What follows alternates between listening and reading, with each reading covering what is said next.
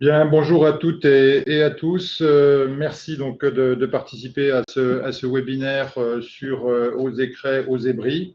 Donc, c'est la première présentation que nous faisons. Donc, tout d'abord, qu'est-ce que c'est Oser? Donc, les démarches Oser, c'est donc un acronyme opportunité et stratégie pour des exploitations résilientes. Donc, c'est une démarche vraiment très partenariale.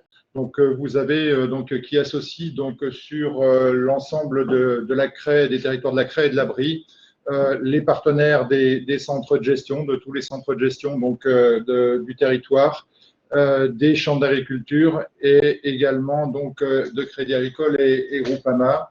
Et au-delà de ces partenaires principaux, nous avons également travaillé avec les représentants des filières. Donc, je crois que c'est à peu près, ou on peut dire carrément, le premier travail aussi partenarial, aussi large sur l'ensemble de ces territoires. Je tiens, parce que je n'aurai pas l'occasion de le faire à la fin, mais à remercier tous les contributeurs de leur travail, sachant que pour la plupart, hein, ou pour pas dire pour tous, hein, ils ont glissé ça dans des emplois du temps qui étaient déjà très, très, très remplis. Qu'est-ce que c'est que oser Pour dire qu'est-ce que c'est, peut-être faire un petit peu d'histoire d'où on vient.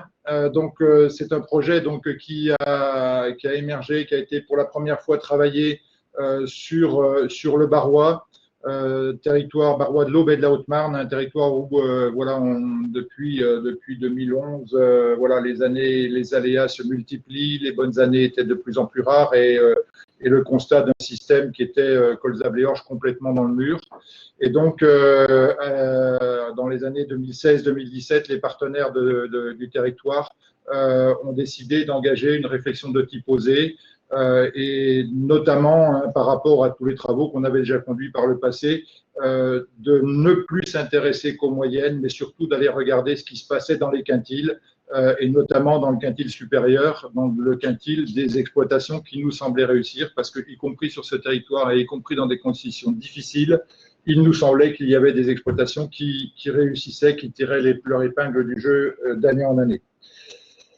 Donc voilà comment a été construit Oser en Barrois. Ça nous expliquera un peu comment on a construit Oser en Craie. Donc 4 étapes. Hein. Première étape, donc identifier des exploitations. On s'était intéressé à l'époque uniquement au quintile supérieur. Donc identifier les exploitations membres de ce quintile, aller les auditer. Hein, sur un audit, une audition, un questionnaire assez complet qui abordait tous les axes de l'exploitation. Et c'est à partir de ce questionnaire, de ce travail d'audition, qu'on a pu analyser l'ensemble des questionnaires et faire émerger la conclusion principale, majeure de Oser en Barrois. En fait, toutes les exploitations qui étaient dans le quintile 1, c'était des exploitations qui s'étaient vraiment appropriées trois axes stratégiques de pilotage de leur entreprise. Donc, l'axe, la maîtrise agronomique, la maîtrise de la gestion de l'entreprise et notamment des investissements matériels, et la maîtrise de la valorisation, de la meilleure valorisation possible des cultures. Donc, à partir donc, de ces conclusions très nettes, très tranchées, hein, sur les 3 axes, on a travaillé ensuite aux étapes suivantes. Au-delà de la performance et de la résilience, c'est-à-dire essayer d'identifier des pistes pour créer ou recréer de la valeur sur ces territoires, et puis également construire des accompagnements pour sensibiliser et permettre identifier avec les exploitants les axes où ils étaient un peu plus en difficulté, identifier les pistes d'amélioration et travailler avec eux. Donc, la dernière étape a été d'aller, donc on s'était donné comme objectif de rencontrer 650 exploitations. Il y en a eu plus de 450 rendez-vous individuels de fait pour travailler donc en bilatéral avec les exploitants sur leur positionnement par rapport à ces 3 axes stratégiques gagnants. Oser Craie, donc maintenant, pourquoi dupliquer, entre guillemets, cette démarche sur la craie? En fait, depuis 2016, on s'aperçoit que les aléas climatiques peuvent aussi impacter la craie. Hein. que 2016, notamment 2019, 2020. Le constat aussi que notre culture reine de la Champagne crayeuse devient un peu une culture comme les autres, j'allais dire depuis 2-3 ans. Des questionnements sur la filière des îles, des évolutions de la PAC, etc. Et le constat de tout ça, c'est une baisse très significative des résultats d'exploitation sur les dernières années. Et puis, un peu là aussi, le sentiment qu'il y a des écarts qui se creusent entre des exploitations qui semblent bien réussir, aller de l'avant, développer, et puis des exploitations qui semblent plutôt bloquées un peu dans leur système, dans leur schéma. Donc, avec l'ensemble des partenaires de ce territoire, sur les 3 départements, des Ardennes, de la Marne et de l'Aube, on a décidé d'engager ce travail, décidé d'engager en se disant, bon voilà, on va se centrer sur les exploitations type polyculture, parce qu'on ne peut pas tout faire en même temps, et puis parce que les problématiques des exploitations ne sont pas toutes les mêmes. On a donc ensuite travaillé en 2 temps, ce qu'on appelle la phase étude, donc de fin 2019 à aujourd'hui, donc qui est vraiment une phase commune, collaborative entre tous les acteurs du territoire, et puis qui aboutit aujourd'hui avec la présentation qu'on va faire.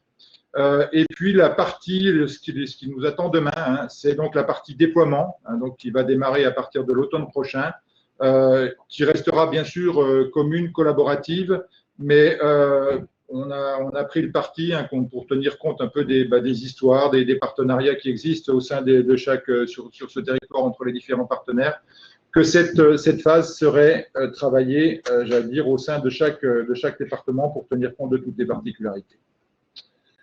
Voilà, donc les finalités d'Oser Ancrer, c'est bien sûr les questions de performance et de résilience sur lesquelles on a vraiment souhaité mettre l'accent. Mais aussi, il nous est apparu que, un peu à la différence du Barrois, la particularité de la Champagne, c'était une particularité, je m'étais même noté l'ADN de notre territoire, c'était l'existence de filières fortes, historiques, et aussi de filières qui apparaissaient, et donc il nous a semblé, important d'avoir aussi un regard sur ces différentes filières. Les étapes clés, j'affiche tout. Donc, évidemment, on a pris la même organisation un peu que pour le Barrois. Donc, identifier les exploitations. Alors là, on n'a pas regardé que les exploitations du premier quintile. On s'est dit que ça peut être aussi intéressant d'aller regarder les exploitations du dernier quintile.